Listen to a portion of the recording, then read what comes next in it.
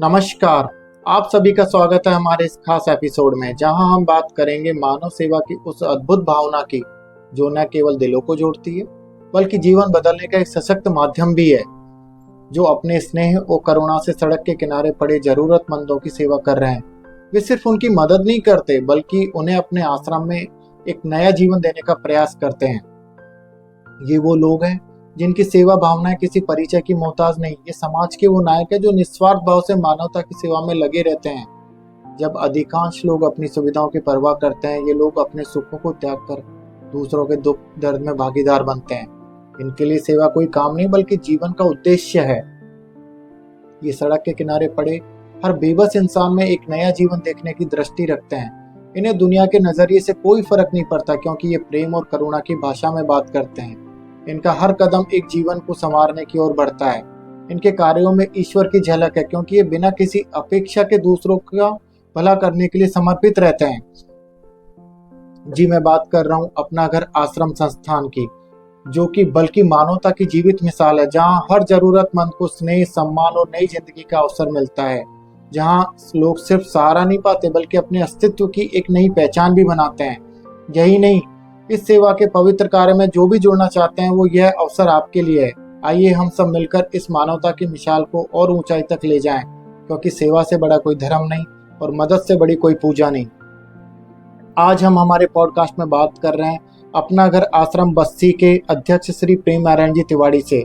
उन्हीं से मैं प्रोत्साहित होकर अपना घर आश्रम की सदस्यता ली और मैंने जब भी मुझे मौका मिलता है मैं हमेशा जाता हूं और अपनी तन मन धन से वहां सेवा करने की पूरी कोशिश करता हूं।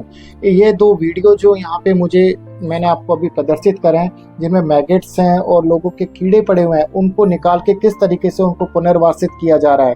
और उन आज के इस खास प्रसारण में हम बात कर रहे हैं अपना घर आश्रम बस्सी के अध्यक्ष श्री प्रेम नारायण जी तिवारी से।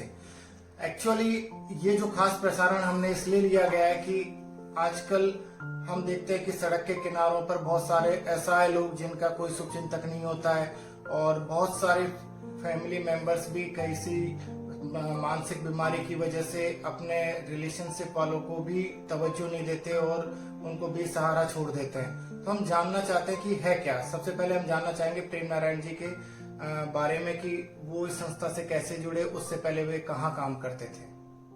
नमस्कार सर, मैं प्रेम नारायण तिवारी। मैं राजस्थान पुलिस में 40 साल और 3 महीने सर्विस करके 2017 में सेवानिवृत्त हुआ हूँ। इस दौरान मैं भरतपुर एसपी साहब का पीए भी रहा, जयपुर आईजी साहब सिक्योरिटी का पीए रहा 11 साल। उसके बाद दौसा एसपी साहब का पीए भी रहा और कार्यालय अधीक्षक के पद पर भी कार्य किया। इस दौरान सन 2016 में दौसा में अपना घर सेवा समिति का गठन हुआ। उस समय डॉक्टर बीएम भारद्वाज साहब दौसा में पधारे थे अपना घर सेवा समिति के उद्घाटन के दौरान। तब उनसे मुलाकात हुई। डॉक्टर साहब को मैं पहले से भी जानता था, भरतपुर एसपी साहब का पीए था, तब भी उनसे परिचित था। लेकिन डॉक्टर साहब बीएम भारद्वाज साहब और माधुरी भारद्वाज साहब ने सन 2000 में अपना घर का शुरुआत की और सबसे पहला अपना घर उन्होंने बजेड़ा में भरतपुर के पास में चिकसना रोड पर बनाया। उसके दौरान वो इतने अग्रसर रहे और इतने सेवाभावी रूप में काम किया कि आज की तारीख में 62 अपना घर आश्रम है, जिनमें एक अपना घर आश्रम इंडिया से बाहर नेपाल में भी है और राजस्थान में 22 अपना घर के आश्रम है।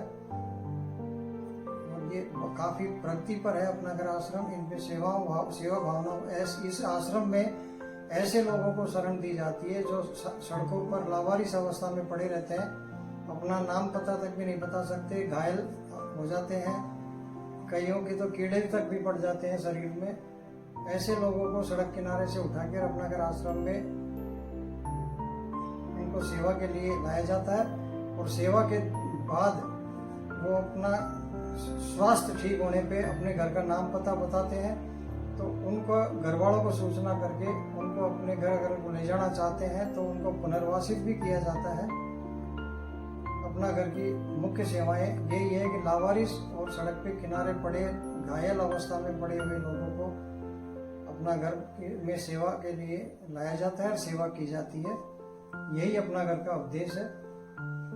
कोई भी मानव संसाधनों के अभाव में अपने प्राण नहीं छोड़े, अपना घर का यही सबसे बड़ा उद्देश्य है।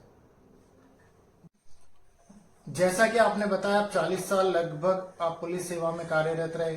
वहां पे भी आपने दिन रात एक तरीके से पूरी अपनी सेवाएं दी और लोगों के प्रति सामाजिक जुड़ाव भी रहा। फिर आपके मन में ऐसा क्या उद्देश्य आया कि आप अपना घर से जुड़े? आपको कैसे वो मन में फीलिंग्स आई? अपना घर की सेवाओं को देखते हुए कि ऐसे लोगों की सेवा इस अपना घर में होती है, इसी चीज को देखते हुए मैं इससे जुड़ा और अपना घर सेवा समिति दौसा का 4 साल तक लगातार अध्यक्ष रहा और उसके बाद अपना घर आश्रम बस्सी का 2 साल तक उपाध्यक्ष रहा और अब पिछले 3 साल से अपना घर आश्रम बस्सी का मैं अध्यक्ष के रूप में सेवाएं दे रहा हूँ। और अपना घर में ऐसे लोगों की सेवाएं होती है जिनका कोई नहीं होता है। ऐसे लोगों की सेवा एक ईश्वर की सेवा के समान मानते हुए जो अपना घर में ऐसे लोग आते हैं उनको ठाकुर जी का रूप देते हैं और ठाकुर जी मानकर ही उनकी सेवा की जाती है और उनको प्रभु जी का संबोधन किया जाता है। ऐसे लोगों की सेवा के देखते हुए ही मैं अपना घर की ओर आकर्षित हुआ और अपना घर में सेवाएं कंटिन्यू दे रहा हूँ और जब तक शरीर साथ देगा इस सेवा से मैं जुड़ा रहूंगा। आगे मेरा एक क्वेश्चन है कि अपना अगर आश्रम में आप जुड़े हुए हैं तो आपके सामने काफी चुनौतियां भी आती होंगी और किस तरीके से आप उन चुनौतियों को मैनेज करते हैं? वो चुनौतियां क्या क्या होती है और जरूरत पड़ती है कि भाई आपके पास फिर उनके खाने का, पीने का, उनकी दवाइयों का खर्चा कहाँ से आता है? और मैं ये भी जानना चाहता हूँ कि अगर कोई प्रभु जी ज्यादा बीमार हो जाते हैं तो कैसे करते हैं? आप उनको जब अपने आश्रम में लेके आते हैं उससे पहले आप उनका कुछ वेरिफिकेशन वगैरह भी होता है या डायरेक्टली लेके आ जाते हैं? ये आपके लिए परमिशन है? अपना घर में प्रभु जियों को सड़क किनारे से उठाते हैं और अपना घर में लाते हैं किसी की सूचना पे, तो उनको पहले जिस थाने के इलाके में मिलते हैं उस थाने से वेरिफिकेशन करवाया जाता है। उसके बाद अपना घर आश्रम में लाया जाता है और अपना घर आश्रम में सेवाएं देने के दौरान प्रभु जियों के साथ ऐसे आज तक कोई परेशानी नहीं आई क्योंकि ठाकुर जी का सेवा है। ठाकुर जी जिन भी आवश्यकताओं की सबकी चिट्ठी सुई से लेके इंजीनियर तक, खाना पीना, दूध, सबके लिए ठाकुर जी के नाम चिट्ठी लिखी जाती है और ठाकुर जी किस रूप में आते हैं और उस की पूर्ति समय समय पर हो रही है। अब ठाकुर जी जिस रूप में भी आते हैं किसी को भी भेज के और सेवाएं बराबर दे रहे हैं।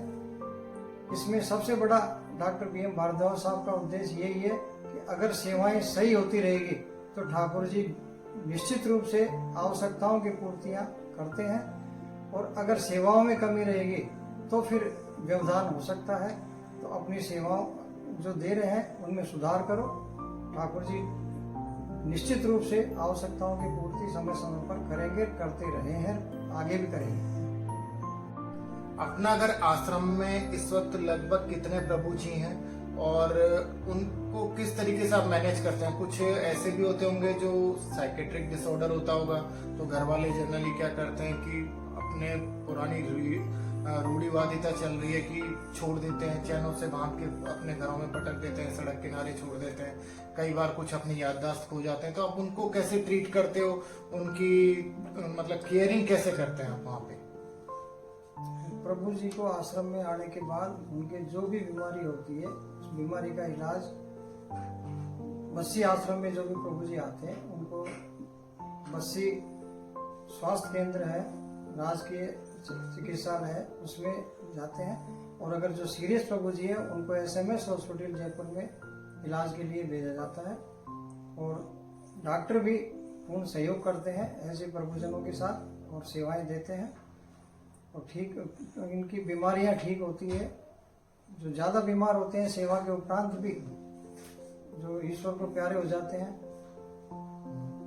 तो उनको उनके जो जिस उसमें रहते हैं उसी रिवाज से मुंडन होता है, तो उसको उसी हिसाब से, या हिंदू है तो उसको उसी हिसाब से उनका दाह संस्कार करवाया जाता है।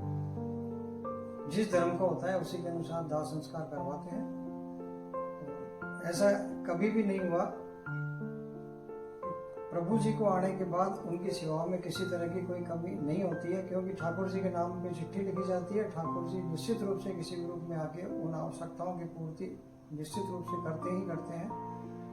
आज तक ऐसी समस्या सामने नहीं आई ठाकुर जी ने प्रभुजनों की सेवाओं में किसी तरह की कमी आने दी हो। तो उनकी केयर के लिए आपने वहाँ पे स्टाफ रखा हुआ है? केयर के लिए सेवा साथी रखते हैं हम। 10 प्रभुजियों के साथ एक सेवा साथी के हिसाब से सेवा साथी रखते हैं।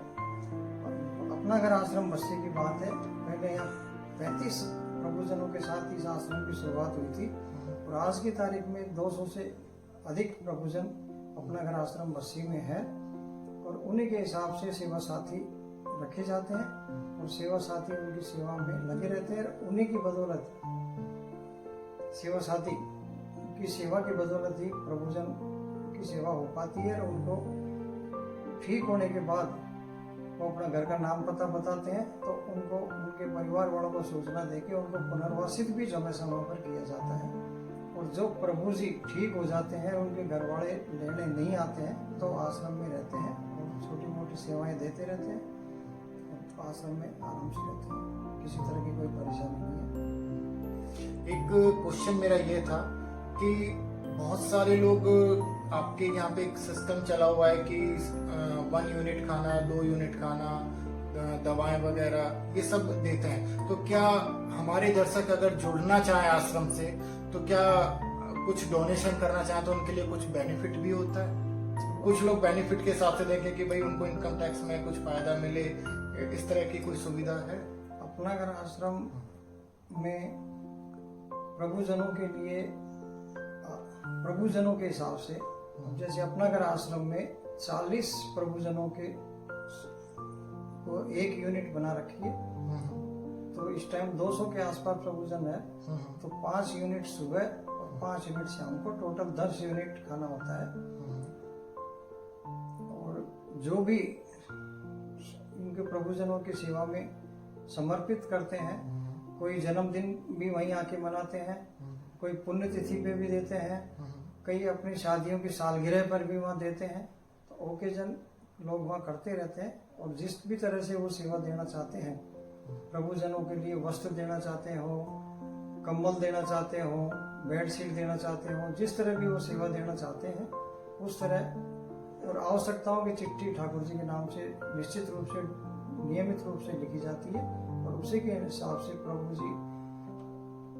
प्रभु जी की सेवाओं के लिए ठाकुर जी किसी भी रूप में उपस्थित होते हैं, भेजते हैं और सेवाएं बराबर चलती आ रही है। मेरा एक क्वेश्चन ये है कि कोई बड़े लेवल पे डोनेशन देना चाहता है तो उसको क्या टैक्स रिबेट की प्रावधान? आपका चैरिटेबल ट्रस्ट है? बिल्कुल, ATG में छूट मिलती है, ATG में आधी छूट मिलती है, तो इनकम टैक्स में बेनिफिट होता है।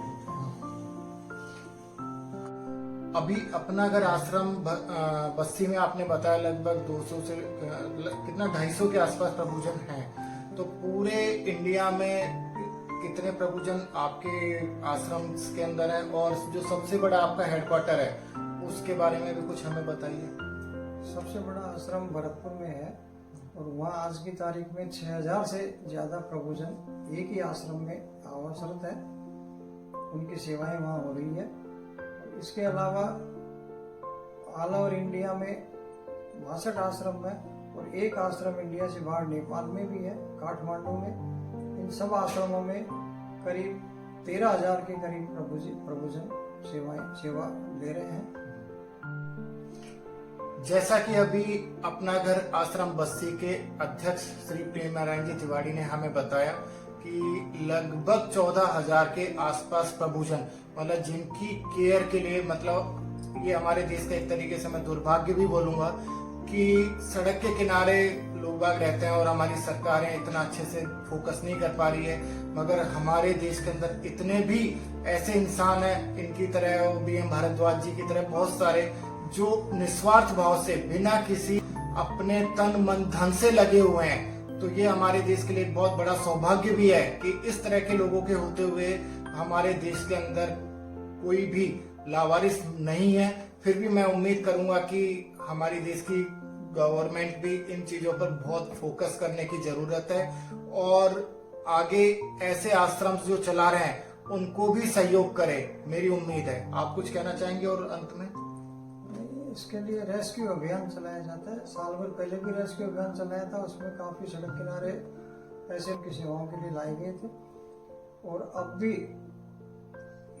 13 अक्टूबर से और 19 अक्टूबर तक रेस्क्यू अभियान चलाया जाएगा, जिसमें सड़क किनारे या जनरल सामाजिक प्लेसों पे जो ऐसे प्रभुजन तड़पते हुए मिलते हैं उनको लाके आश्रमों में सेवाओं के लिए लाया जाता है और सेवाओं दी जाती है।